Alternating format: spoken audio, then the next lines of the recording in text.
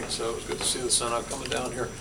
Obviously we're pleased with last weekend, and now looking forward to moving on. Had a great crowd in Kinnick last Saturday, and I'm sure there'll be a lively crowd this Saturday evening. So, we're looking forward to that. I think on the health front, things are looking up a little bit. I think we should get Shane Prater back. Hoping to get Sean Prater, back in the lineup.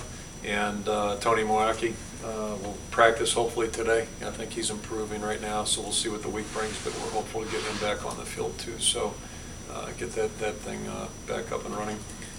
Captain-wise, we're kind of back in our earlier season mode. We'll have Pat Anger and A.J. Eads on the offensive side or defensive side, and Tony Moyaki and Rick Stanzi offensively will be representing us. And then, shifting towards Michigan, very impressed with their football team.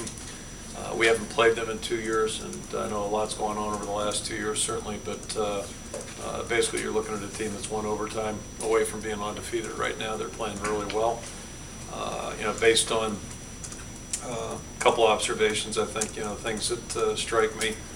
It's like every Michigan team that I can remember seeing on the field. It looks like they've got an awful lot of good players right now, and they're playing real well.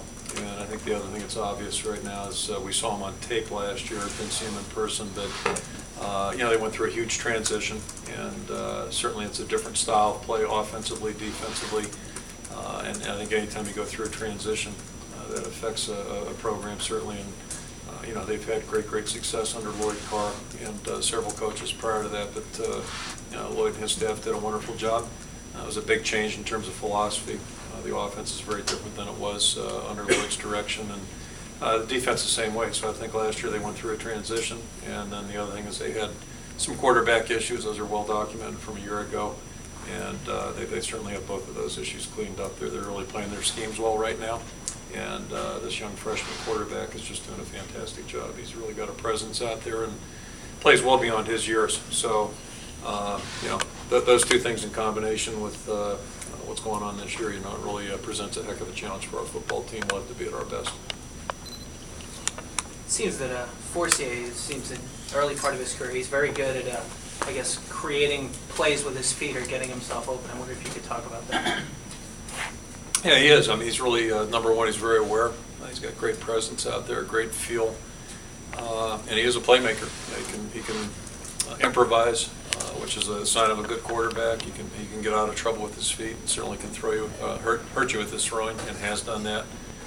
And he's just, I think the most impressive thing is just his demeanor out there. He seems like he's totally under control.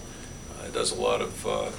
He'll improvise, but it just seems like he really has a good knack, a good instinct, and that's what good quarterbacks have. I'm not sure you teach that, but he certainly is doing a good job. In your experience with freshman quarterbacks, is this sort of an anomaly? Oh, yeah. I mean, I think any first-year player. This guy was in high school. I guess he's up there in the spring, but he was in high school last fall playing. So at any position, it's extremely impressive the presence that he has. And then to play the quarterback position to answer the question, I think it's really unusual. I'm sure maybe there's been a case like that before, but I can't recall what it would be. It's a huge adjustment. So for a guy with that little experience, you got 15 days of spring ball, it really isn't that much. For him to be doing what he's doing is very, very impressive, and he's really given their whole team a lift. You guys had Drew, I think. You had him as a true freshman playing? Yeah, he was our backup his first year. Right. And then his first year starting, he did a lot of amazing things too in 2004. What type of challenges does it present with such a new system that you guys haven't seen before at Michigan? I mean, usually in conference there's some familiarity, but that's not the case this week. Yeah, and I'm not saying we've played systems just like this, but it's not. We're not playing the wishbone, so it's not quite that extreme.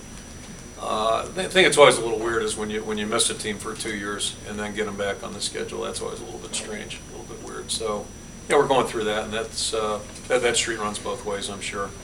But that part of it is, we've seen them on film the last couple of years, and watched them from afar.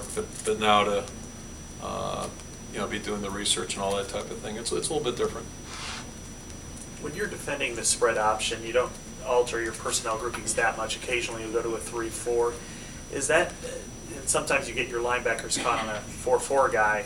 outside. Is that mostly because of you want to get the tackles rather than, say, speed matchup, or? Yeah, and, hopefully we won't get a man coverage matchup against a 4-4 guy. That's not good.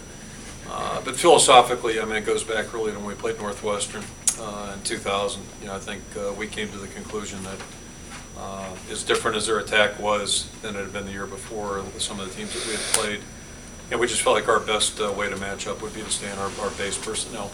And so I think philosophically that's more how we think. And then we'll make our changes more based on down and distance. More typically. Now sometimes we'll match up against four receiver sets or 5 wide receiver sets. People put those unusual groupings on the field. We may do a little something, but usually if there's a tight end on the field and it's just a normal situation, we're going to keep our base people in and try to adjust off of it. And then we just, as you mentioned, we got to be real careful about what we do so we don't get those mismatch problems. And certainly a good offensive team's looking to create mismatches, and they're going to continue to do that.